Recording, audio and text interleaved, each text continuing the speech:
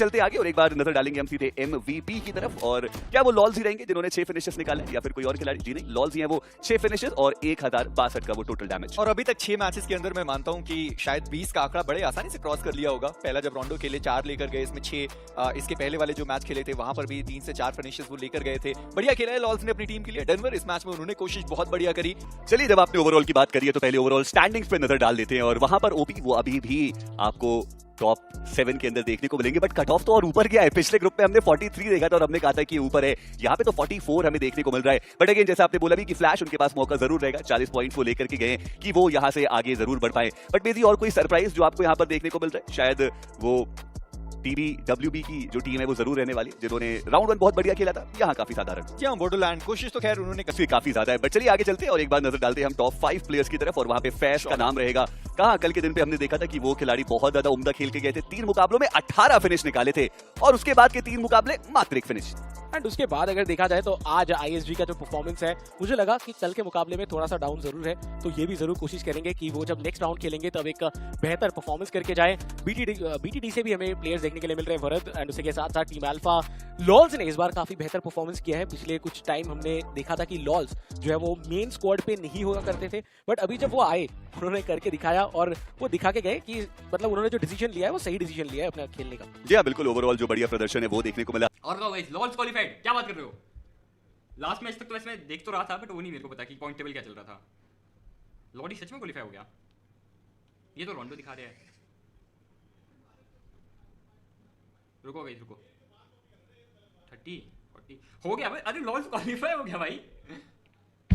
अबे लॉल्स सच में क्वालिफाई हो गया। सिस्टम है बिल्कुल।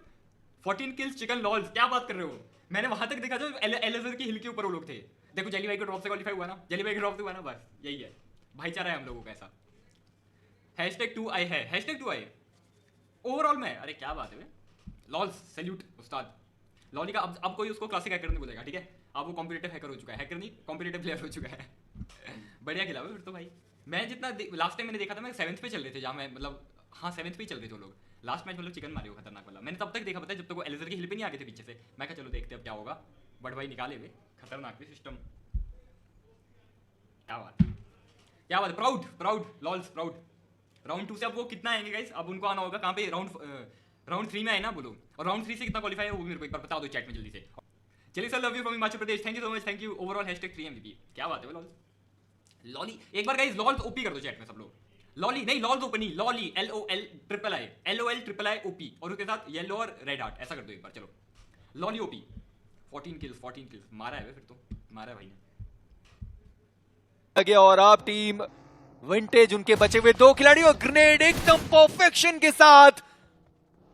प्रोबेबिलिटी थी कि दोनों ही प्लेयर्स वहां पर डाउन हो जाते, पर टीम लॉल्स उनके भी एक प्लेयर को वहां पर डाउन किया गया। टीम डेस्टिनी क्या बढ़िया वो प्लेयर खेलते हुए, क्या नॉक्स निकालते हुए, पर JD वर्सेस ऑल उन्होंने वहां पे लेक्सिस को फिनिश किया और टीम विंटेज उनका भी सफर इस BGIS 2026 से समाप्त होता हुआ। ही प्लेयर को डैमेज पड़ा है और निशांत को इस चीज की भनक है कि हाँ दोनों ही प्लेयर डाउन हुए और लॉल्स वो जो दूसरा ग्रेनेड आया उससे उनको डैमेज बहुत ज्यादा पड़ा है। निशांत उनका ये ग्रेनेड लॉल्स को डाउन कर सकता है। टीम लॉल्स उनके पास ज्यादा हीलिंग शायद वहां पर मौजूद नहीं है। कुणाल अभी तक उन्होंने अपने आप को हील नहीं किया है। बैंडेजेस जो उन्होंने लगाई T2 गेमिंग वो गाड़ी लेकर आए और शायद यहां से वो अपने दोनों प्लेयर्स को निकालना चाहते हैं, पर निशांत उनको आवाज आ चुकी है और अब 3 प्लेयर उनके सर के ऊपर।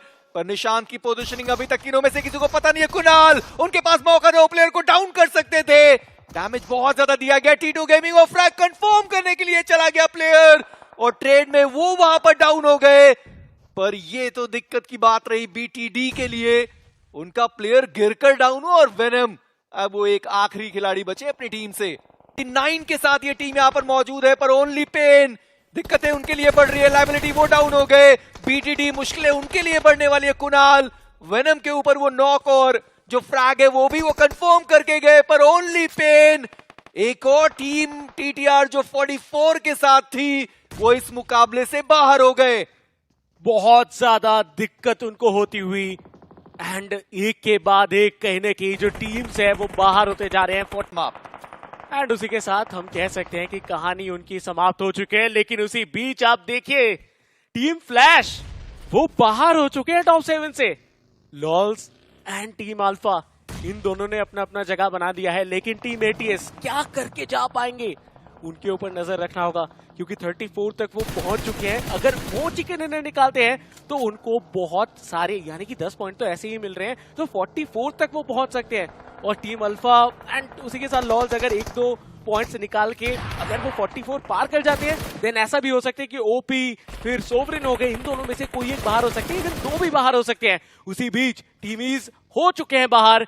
टीम लॉल्स की अगर बात की जाए, इनके पास पोजीशन बहुत थोड़ा पीक करने से उनको बचना होगा, मुश्किलें थोड़ी सी ज्यादा हो सकती है, पर स्ले बॉय इसी बीच उनका एलिमिनेशन हुआ, शाइन वो भी डाउन, और टीम डेस्टिनी कोशिश उनकी बहुत बढ़िया रही है, और अभी भी वहां पर स्काई बॉय वो मौजूद रहने वाले, पर कुणाल गोलियां वहां पर खत्म हुई है क्या? वो फाइट लेने के लिए गए आगे की साइड पर, वैम्पायर उन्होंने बड़े आसानी से उनको टेक डाउन किया। एटीएस नाइट वो प्लेयर प्ले जोन के बाहर एलिमिनेट हो गए। टीम लॉल्स आप ये कह सकते हैं कि फाइनली वो कारनामा उन्होंने किया है, टॉप 7 में अपनी टीम को लेकर आए। कि इस मुकाबले के अंदर टीम लॉल्स किस तरीके से और कब चलिए हो चुका है कहानी खत्म, एंड उसी के साथ उनको मिल चुका है उनका चिकन डिनर, एंड वो राउंड 3 के लिए बचे हुए थे। ठीक है, उनको उतना कुछ खास फर्क नहीं पड़ने वाला। 46 के साथ ओवरऑल स्टैंडिंग में वो टीम काफी देर से बचते बचाते अब टीम इजी एक फाइट के अंदर आती देखने को मिली। और लीजिए फिनिक्स तो बाहर गए, लेकिन बीबी के द्वारा वो फ्रैग आता हुआ कल हमने देखा। वो ग्राइंड वाला गेम प्ले एक बार फिर से चल चुका है अब उनका। बाकमाल एक्शन, 13 फिनिशर्स निकाल पाए और अब तक 4 स्क्वाड्स के लिए वो फिनिशिंग ब्लो लेके आते हुए देखने को मिले। और शायद वो अगली स्क्वाड टीम फ्लैश हो सकती है। एक्सॉसिस्ट खाली वही बचे देखने को मिल रहे हैं, बट अब तक मेरा कंसर्न फिर से कहीं ना कहीं नहीं किया है किसी भी फाइट के अंदर, ज्यादा वो आए नहीं है, सिर्फ एक फ्रैग निकाला है। बट सोवरेन ई-स्पोर्ट्स क्या खूब खेल रही है ये टीम। इससे पहले इन्होंने इंसर्जेंट्स को इन कंपाउंड से बाहर किया था, और अब टीम इजी को जो इन्होंने, और जहां हम टीम अल्फा के 13 फिनिशर्स की बात कर रहे हैं, थोड़ी सी दिक्कतों में पड़ती हुई उनके खिलाड़ी को डाउन तो कर दिया गया। वो व्हीकल के अंदर बैठ के खुद को थोड़ा हील कर रहे हैं। और दूसरी तरफ से टीम लॉल्स गेमिंग के जो प्लेयर्स हैं, लॉल्स खुद वो स्प्रेज देते हुए ग्रे को समाप्त किया गया व्हीकल बर्स्ट के साथ। अब धीरे धीरे करके फिनिशर्स का नंबर बढ़ाने की कोशिश कर रही है टीम लॉल्स, एंड इसके साथ साथ जरूरी है कि अपने आप को बनाए रखें विद द मैन पावर। और लीजिए अच्छा खासा डैमेज फिर दिया जा रहा है। पर टीम लॉल्स अब वो जोन के बाहर है। टीम विंटेज उनकी भी फाइट की शुरुआत। अब तक देखिए टीम विंटेज के लिए वैसे भी चीजें ज्यादा सही जा नहीं रही थी, बट टीम लॉल्स उनके लिए हर एक चीज, उनके लिए हर एक डिसीजन फिलहाल वर्क कर रहा है। जोन के अंदर भी अपने 2 प्लेयर्स को उन्होंने पहुंचाया हुआ है, 2 प्लेयर्स जोन के बाहर बैठ के फिनिशर्स निकालते देखने को मिल रहे हैं। अल्फा के स्प्रेज अब तक तो थोड़े से है, और लीजिए इस बार फिर से वो कर दिखाया उन्होंने, लेकिन जो ग्रेनेड टॉस किया गया था वो ग्रेनेड का कनेक्शन जरूर बना था। और साथ में एडोनिस का स्ट्रेस लेके आ चुकी है अब तक, और टॉप 4 के अंदर बैठी है।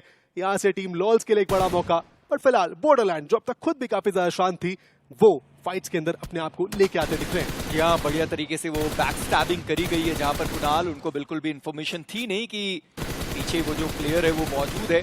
पर लॉल्स उन्होंने भी शॉट दागने की कोशिश करी है, पर लॉल्स थोड़ा संभल कर, क्योंकि अब 11 गोलियां मात्र बची हुई है। हालांकि यूएमपी है उनके पास, मिड रेंज में फिर भी आप यूज कर सकते हैं, पर लॉन्ग रेंज उसके लिए सिचुएशन थोड़ी बदलनी पड़ेगी। जेडी वर्सेस ऑल, एक बढ़िया ग्रेनेड प्लाज्मा, वो डाउन, और बाज उनकी एचपी वैसे भी वहां पर थी नहीं, स्मोक करके वो आगे निकलने की कोशिश करता हुआ player, and JD versus all आसानी से प्लेयर को स्पॉट कर पाए बाज वो इनके लिए। बट आज रोटेशंस देखने को मिला, और लीजिए ओम के द्वारा कुणाल को फिलहाल नॉक करके एक ओपनिंग निकाल दी गई है। लॉल्स अपनी टीम के लिए बढ़िया खेल रहे हैं इस वक्त। 3 जो फ्रैग्स हैं वो निकाल चुके हैं। कुणाल डाउन है, रिवाइवल वो उनको एग्जीक्यूट करना है, पर बीटीडी मौका वो देने से रहे, और सीधा वो चार्ज कर गए वरद, वो सीधा आगे निकल गए। ओम वो पीछे मौजूद है, पर बग्गी धीरे धीरे वो नीचे जाने वाली है। लॉल्स वो सीधा रश कर गए, कवर फायर वो सही समय पर आया नहीं। बीटीडी क्या बढ़िया चार्ज उनकी तरफ से देखने को मिलता हुआ। जेडी वर्सेस ऑल, एक आखिरी खिलाड़ी बचा हुआ अपनी टीम से, एक प्लेयर को डाउन करा, पर पीछे से वो कवर फायर सही समय पर